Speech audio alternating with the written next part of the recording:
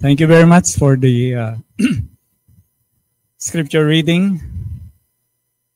First of all, I would like to thank God for this opportunity again to be with you this morning. As I've said before the Bible study, it is a great honor and privilege that I was invited to speak and to share lessons. And I'm with my lovely wife, Sister Alma, and our equally lovely daughter, Hannah Faye. And for those who were not around during the Bible study, I am Brother Jonas Sagurit of Mangaldan Church of Christ. I am the president of Asian Christian University in Bugalyon, where we train preachers. Not just preachers, but effective gospel preachers. Okay?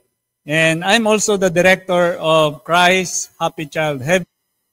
It's an orphanage sponsored by the Brotherhood.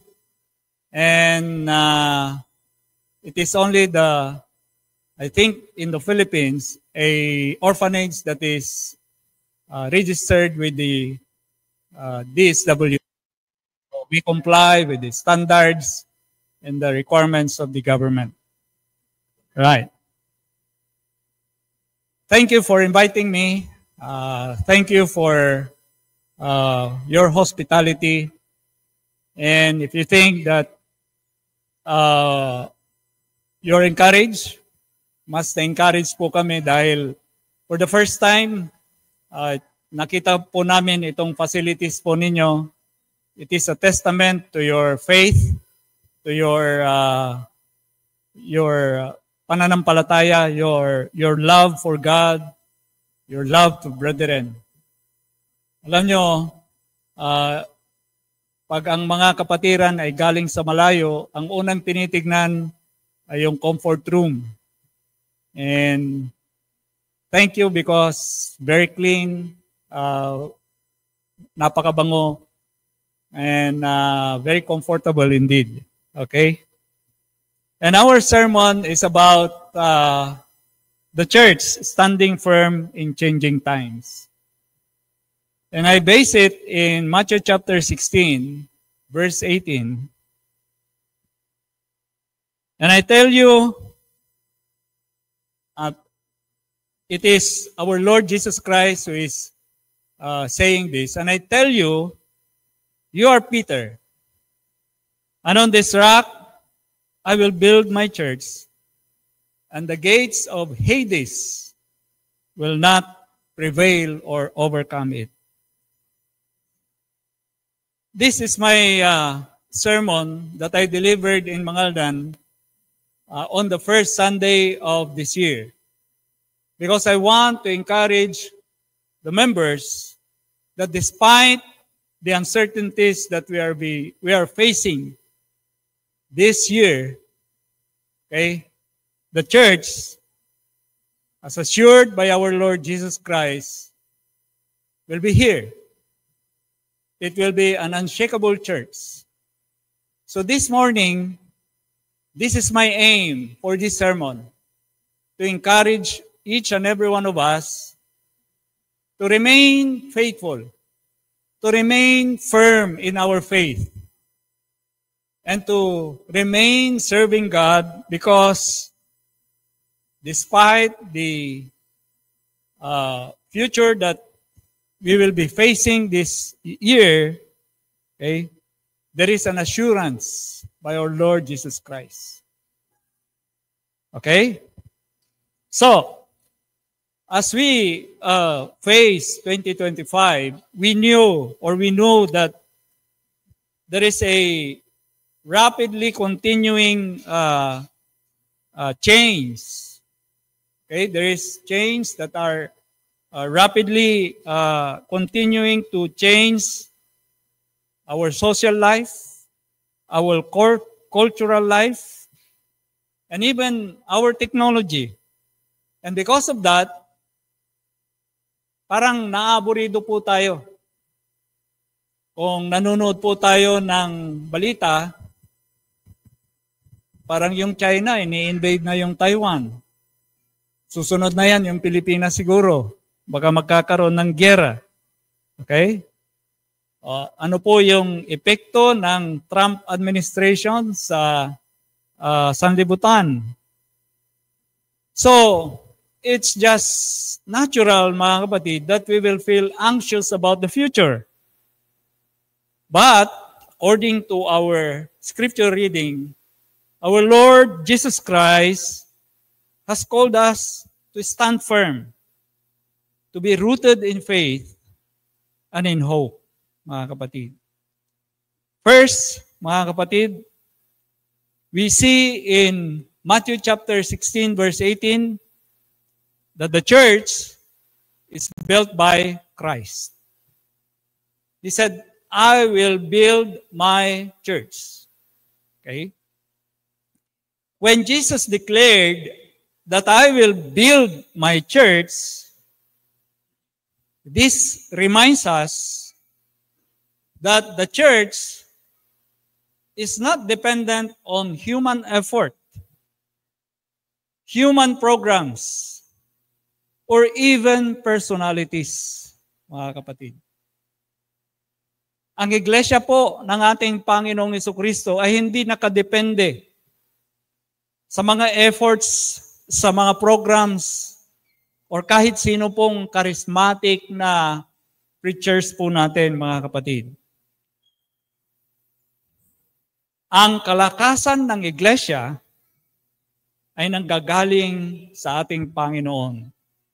Why? Because He is the builder, the cornerstone, and the foundation of this church. So, sa panahon ng artificial intelligence,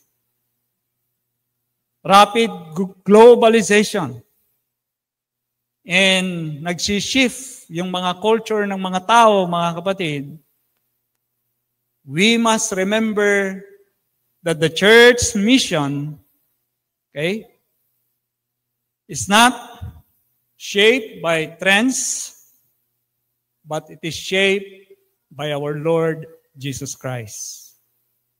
Ang responsibilidad lang po natin, mga kapatid, is that we should stay faithful sa ating pananampalataya. Okay? Our responsibility is faithfulness. We should not change the truth.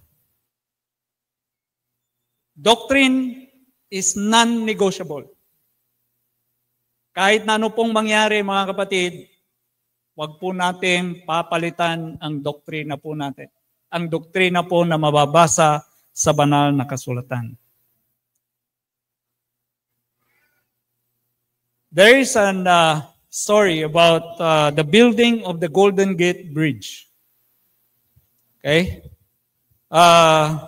Noong sinimulan po yung Golden Gate Bridge doon sa San Francisco, California, marami po yung nagbuwis ng kanilang buhay. So, yung mga contractor, nag-isip po sila because nadidelay, tapos parang halos wala pong papasok ng mga workers because of the danger. So nag-isip po yung mga contractor, mga engineers, they installed safety nets na kahit ang isang worker ay mahulog, ay hindi siya mahuhulog sa dagat, kundi mahuhulog siya doon sa net and he will survive. And because of that, the net saved 19 lives, mga kapatid. And the workers, knowing that they are secure, they work more confidently, and they were more productive. Similarly, mga kapatid, Christ is the safety net for His church. Siya po yung nagbibigay kasiguraduhan sa bawat isa sa atin. As the founder, He ensures that we can move forward without fear, mga kapatid. Secondly, in that text, Matthew chapter 16 verse 18, it says, "And the gates of Hades will not prevail against it."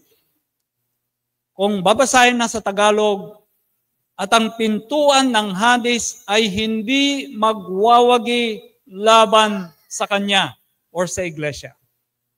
What does that tells us? It tells us that this church will have oppositions. And the gates of hell will not prevail. Sa Tagalog, mas malinaw, at ang pintuan ng Hades ay hindi magwawagi laban sa kanya. Meaning, mga kapatid, the devil will do its best para patayin ang iglesia ng ating Panginoon. But Jesus Christ said, and He promised, mga kapatid, that the gates of hell, the devil, will not prevail against this church, mga kapatid. We know that Hades symbolizes death, or it symbolizes the devil, and it symbolizes opposition. So, year 2025, mga kapatid, let us expect challenges in this congregation. Mayroon pong darating na mga hamon, darating na mga problema, darating na mga oppositions, darating na probably persecutions in this congregation. But, take note, they cannot defeat the Church of Christ. So, mga kapatid, let us be encouraged by this. Ma-encourage po sana tayo, mga kapatid, na kahit na yung mundo na ngayon ay they are growing into increasingly hostile against the value of the Bible, mga kapatid, we must prepare for persecutions and spiritual battles. And let us make oppositions, persecutions, mga pagsubok sa bawat isa sa atin and for the whole congregation. Gawin natin yung mga pagsubok na yan, mga oppositions na yan, mga persecutions na yan, mga challenges na yan as an opportunity to grow, mga kapatid. Not defeat. Okay, there will be someone who might come, teach another doctrine, or mayroon pong magsasabi na kung ano-ano yung mga ginagawa po natin. Do not fear it, but be encouraged by the word of our Lord Jesus Christ. Let us be like bamboos. Yung mga kawayan, mga kapatid, they just bend, they do not break. Pagdating ng mga typhoons, mga malalakas na hangin, ano ang nangyayari? Their flexibility, mga kapatid, allows them to survive yung mga malalakas na hangin. Just like the bamboo, the church should be like the bamboo, mga kapatid, so that we can stand storms of life. We can withstand testings, challenges, persecutions. Okay? We can withstand these storms without compromising, but by remaining rooted in God's Word. Okay?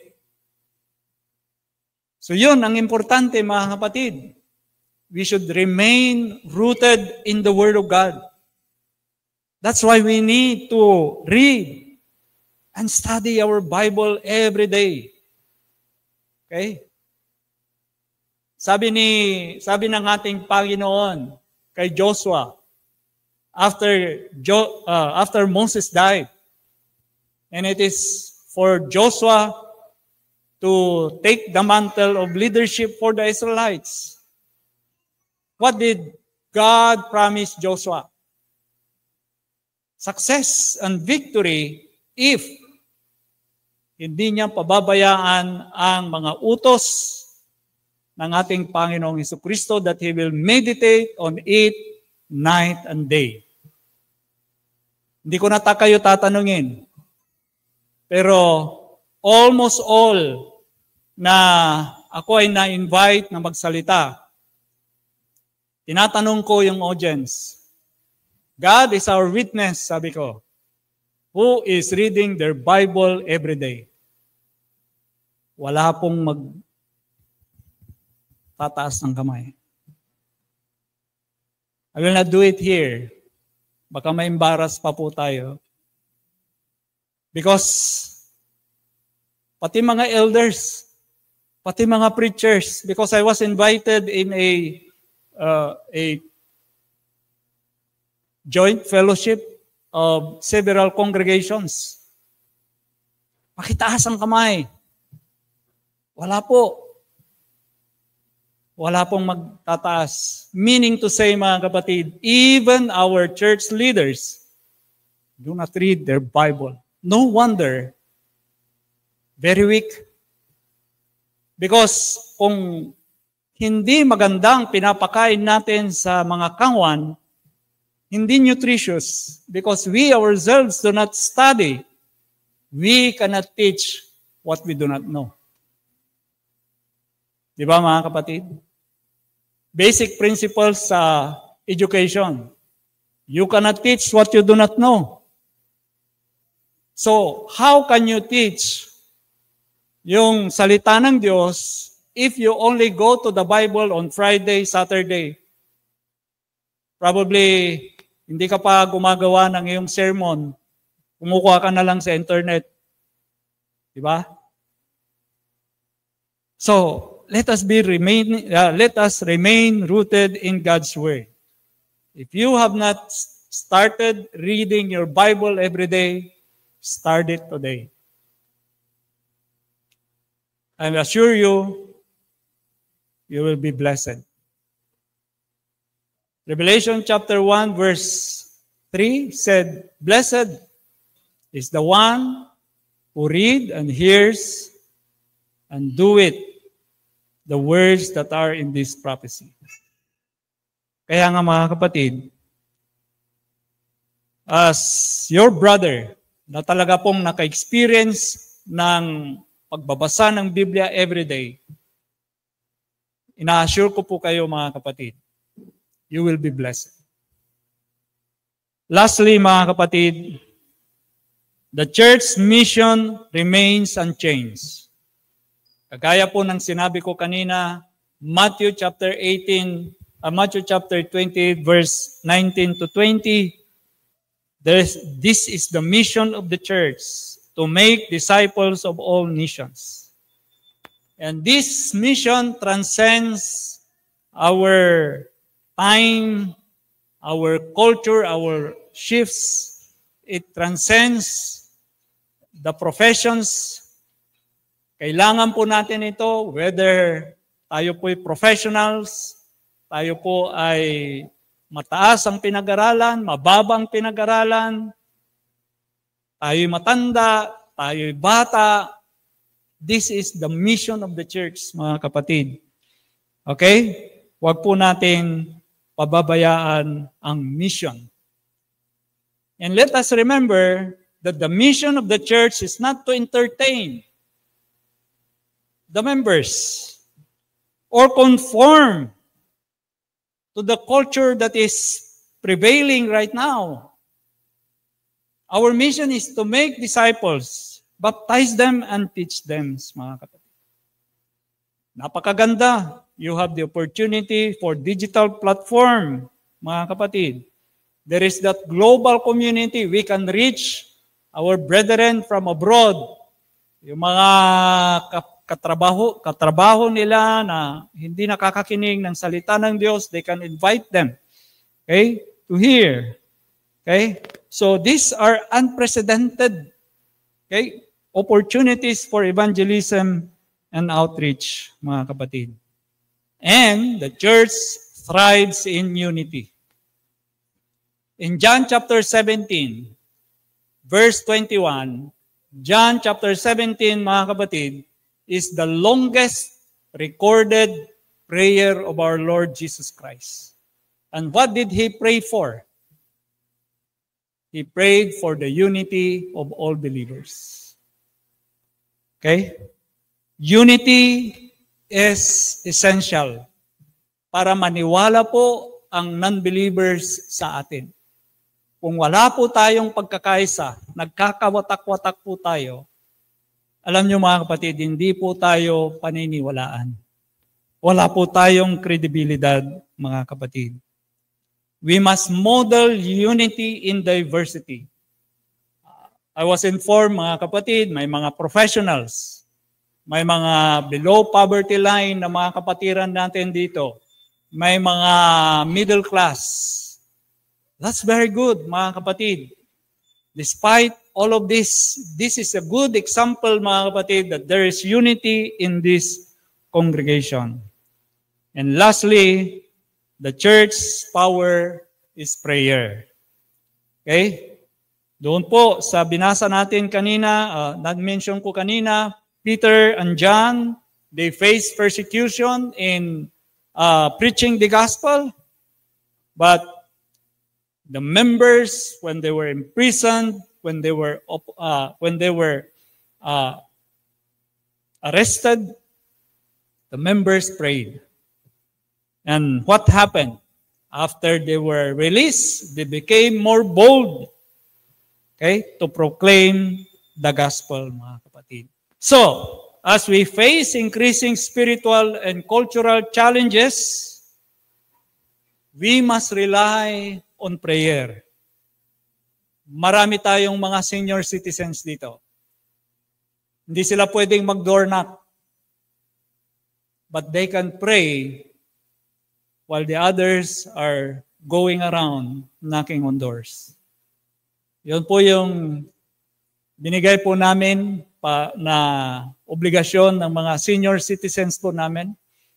You can stay in the chapel, pray for us while we are doing the door knocking, mga kapatid. So as we face 2025, panghawakan nating mabuti itong pangako ng ating Panginoong Hesus. Una, the church is built by Christ. This church will face opposition, but any opposition, whether the devil, the death, or anything, it will not prevail against this church. And the church has its mission, and this mission is timeless, and our strength lies in our unity, and our power is through our prayer. So, let us step into 2025 with boldness, mga kapatid, with faith, with love. Okay? Stand firm lang tayo. Do not be moved, sabi niya. Let us build bridges. Let us proclaim the truth of God. And may we be light into the darkness. Okay? Let us put on our light. Matthew chapter 5, verse 16. Let your light so shine before men, so that they will see your good works and glorify God. Thank you and good morning.